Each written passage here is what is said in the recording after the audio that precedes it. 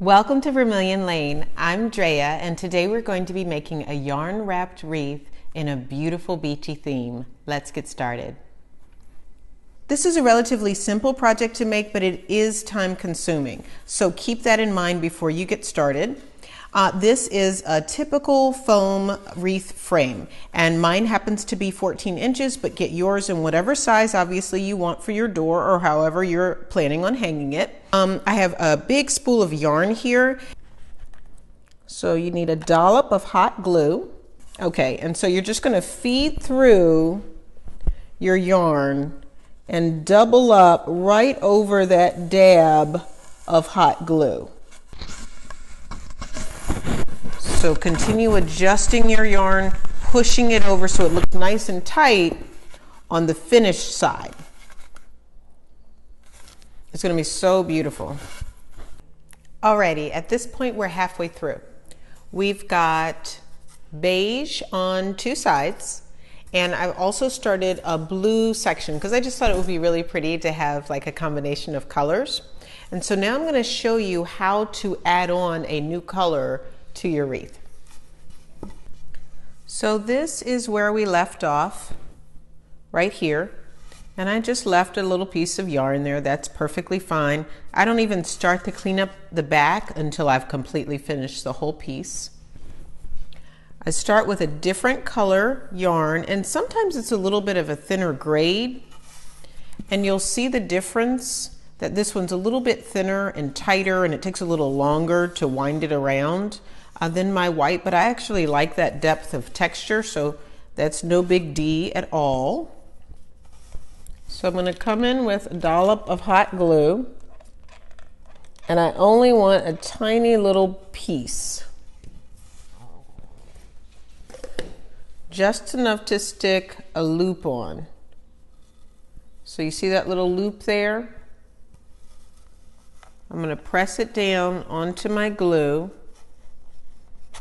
and really pull it nicely taut.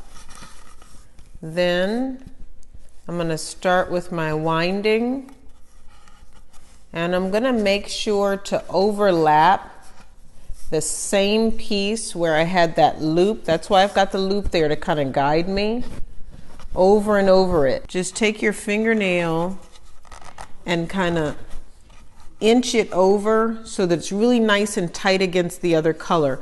You're going to go even tighter than you have been going because you want to make sure that you don't wind up, I'll show you. You don't want to wind up with a seam that looks like that and you can see your styrofoam underneath. You really want it to stay nicely, tightly wound.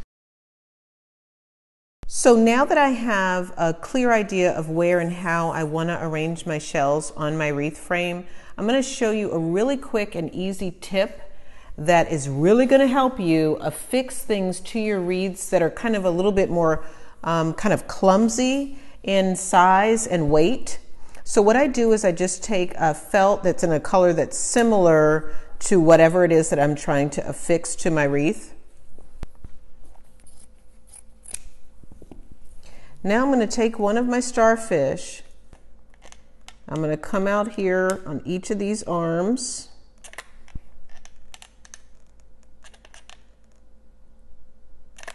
Then I'm just going to press that down onto the starfish.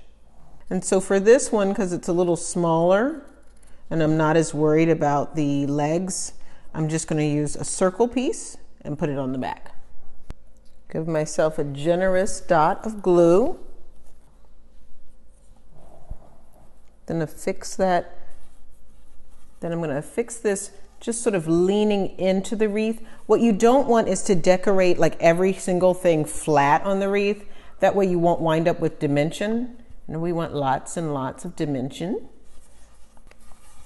I'm going to keep moving here. I'm not worried about my felt showing through because I've got all of these beautiful decorations that are going to be layered all over. Keep playing with it, keep having fun. Don't be afraid to completely rip off something and start again. I like to have broken pieces of shell on hand for projects like this, and that actually is like the perfect medium to use for filling in. So you just put a little dollop of hot glue on it, and then just kind of push them into the spots where you can see a little bit of felt. Put it into a spot where you just want a little iridescence. Really beautiful.